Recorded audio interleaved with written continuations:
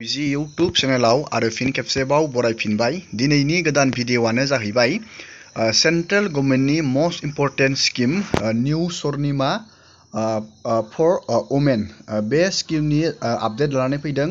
नोंथाङा बे new Swarnima scheme for women नोंथाङा बे स्किमाव एप्लाइ खालामनानै माबायदि बेनिफिट मोननो हागोन, जोङो बेनि डिटेल्सखौ दिनैनि नैबे भिडिअ'नि गेजेरजों ए टु जेड नायगोन। बेयाव नैबे स्किमाव अनलि वुमेन हिन्जाव आइजोफोराल' बे स्किमाव एप्लाइ खालामनानै बेनिफ्राय लाब लानो हागोन। नोंथाङा बेयाव बोरै लाब लानो हागोन, नोंथाङा नैबे माइ स्किमाव फैनानै बेनि ए टु जेड डिटेल्सखौ नायनो हागोन।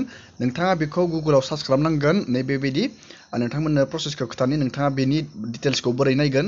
लोगोसे आङो बेनि डिटेल्सनि बागै नोंथांमोननो फोरमायनानै होखागोन। नोंथाङा गुगोलाव नैबे स्वर्निमा स्किम नोंथाङा बेखौ सार्च खालामना होबाथाय नोंथाङा नैबेयाव नुनो मोन्दों new Swarnima scheme for women. नोंथाङा बेयाव फैनानै नोंथाङा इजियावनो बेनि डिटेल्सखौ नायनानै लानो हागोन। दानिया नोंथाङा नैबेयाव थुनांगोन।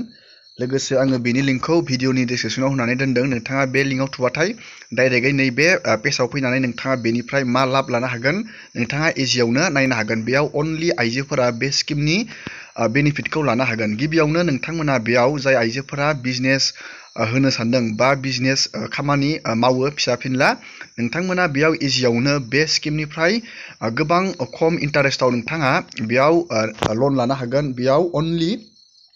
बेयाव SC ST बेकवार्ड क्लास आइजोफोराल' बे स्किमनिफ्राय लन लानो हागोन। नैबेयाव नोंथांमोना नुनो मोन्दों नोंथांमोना 2 लाखहालागै बे स्किमनिफ्राय लन मोनगोन आरो 5% बोसोरावसो 5% एनाम नोंथाङा बे लनखौ रिपेमेन्ट खालामनांगोन। नोंथांनो 5% बेबायदि नोंथाङा 2 लाख नोंथाङा रां मोननो हागोन। बे निउ स्वर्निमा स्किम सेन्ट्रेल गभर्नमेन्टनि स्किम। नोंथाङा बे स्किमाव बोरै अनलाइन बानायनो आरो बेयाव मा मा डकुमेन्ट नांगोन, जोङो दानिया बेनि गासैबो डिटेल्सखौ नायनोसै। गिबियावनो नोंथाङा बेयाव अनलाइन खालामनो थाखाय नैबे एप्लिकेसन प्रसेसआव थुनानै नायनांगोन।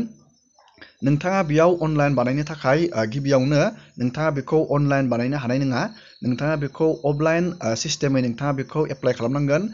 मोनसे गावबागाव स्टेटआव बेनि एजेन्सि नैबेयाव नुनो मोन्दों नोंथाङा SCA बे अफिस थायो गावबागाव स्टेटआव। बियो दिसपुराव दङ आसामनि। नोंथाङा बेखौ एप्लाइ खालामनो थाखाय गिबियावनो नैबेयाव लिंक होनानै दोनदों। नोंथाङा नैबेयाव नुनो मोन्दों लिंक। नोंथाङा नैबे लिंकखौ कपि खालामनानै नोंथाङा नैबेयाव नुनो मोनो लिंक। जोङो दानिया बे लिंकखौ कपि बानायनोसै। नोंथाङा बेयाव थुथाबनानै होबाथाय बेबायदि लिंकआ कपि जागोन। जों दानिया बेखौ कपि बानायबाय। दानिया जोङो बेयाव गुगोलाव थांनानै जोङो नायनोसै। दानिया जोङो कपि बानायनाय लिंकखौ नैबे गुगोलाव जोङो बेखौ पेस्ट खालामना होनोसै। पेस्ट खालामनानै जोङो नैबे सार्चआव थुनानै होनोसै। जोङो सार्चआव थुबाय। दानिया नोंथाङा नैबे गिबिनि पेजावनो थुनानै होनांगोन। जोङो दानिया बेयाव थुबाय। दानिया बेयाव नोंथाङा नुनो मोन्दों बे एजेन्सिनि बेयाव डिटेल्स थागोन। नोंथाङा बे डिटेल्सआव नोंथाङा कन्टेक्ट खालामनो हागोन। गिबियावनो नोंथांनि बेयाव स्टेटखौ नोंथाङा सिलेक्ट बानायनांगोन। जोंनिया नैबे आसाम। नैबेयाव नुनो मोनो नोंथाङा आसाम। बेयाव गासैबो SCAS नि नोंथांनि बेयाव गासैबो डिटेल्सआ थागोन। नैबेयाव नोंथाङा नैबेयाव कन्टेक्ट नाम्बार नुनो मोन्दों। नोंथाङा नैबेयाव कन्टेक्ट नाम्बार, नोंथाङा बे कन्टेक्ट नाम्बाराव कल खालामनानै बा नोंथाङा नैबे इमेलनि जोहैबो नोंथाङा बे स्किमाव बोरै नोंथाङा एप्लाइ बानायनो नैबे नाम्बारनि जोहैनो नोंथाङा बे स्किमाव एप्लाइ खालामनो हागोन। नोंथाङा बेखौ अनलाइन हानाय नङा। नोंथाङा बेखौ आङो बेनि अनलाइन हानाय नङा। नोंथाङा बेखौ अफलाइन सिस्टेमाव बानायनो हागोन। नोंथाङा बे स्किमाव बोरै एप्लाइ बानायनो आङो दानिया बेनि प्रसेसखौ देखायबाय।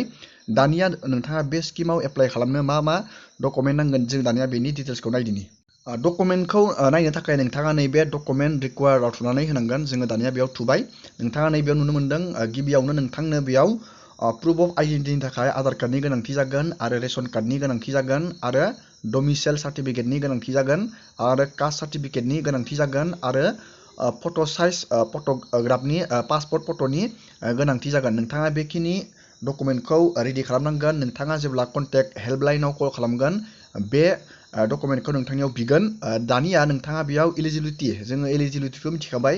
नोंथाङा नैबेयाव थुनानै नायबाथाय नोंथाङा बेयाव अनलि नैबेयाव फिमेल हिन्जाव मानसि जानांगोन बेयाव, आरो नोंथांनि बैसोआ 18 निफ्राय 55 इयारनि गेजेराव जानांगोन आरो नोंथाङा बिजनेस मावग्रा फिसा फिनला बिजनेस मावग्रा बा नोंथाङा बिजनेस मावनो सानदों, नोंथाङा नैबेयाव इन्टारप्रिनियर बेबायदि जानांगोन आरो नोंथांनि बोसोरनि इनकामा 3 लाखनि गाहायाव जानांगोन। नैबेयाव लिरनानै होदों 3 लाखबाबो जागोन आरो 3 लाखनि गाहायावबाबो जागोन। दानिया नोंथाङा बे स्किमाव एप्लाइ खालामनो सानदोंब्ला नोंथाङा बेयाव इजियावनो एप्लाइ खालामनानै बेनिफ्राय नोंथाङा बिजनेस मावनो थाखाय अनलि SC ST आइजोफोरा बेयाव एप्लाइ खालामनानै बेनिफ्राय बेनिफिट मोननो हागोन। दिनैनि भिडिअखौ आङो बेखिनियावनो फोजोबबाय। नोंथांमोना भिडिअखौ नायनानै मोजां मोनोबा लाइक खालामबानो जाबाय आरो बेबायदिनो गोदान गोदान आपडेट डिटेल स्किम डिजिटेल खौरां मिथिनो थाखाय नोंथाङा चेनेलाव गोदानबा चेनेलखौ साबस्क्राइब खालामबानो जाबाय। एसेनोसै दिनैनि भिडिअआ।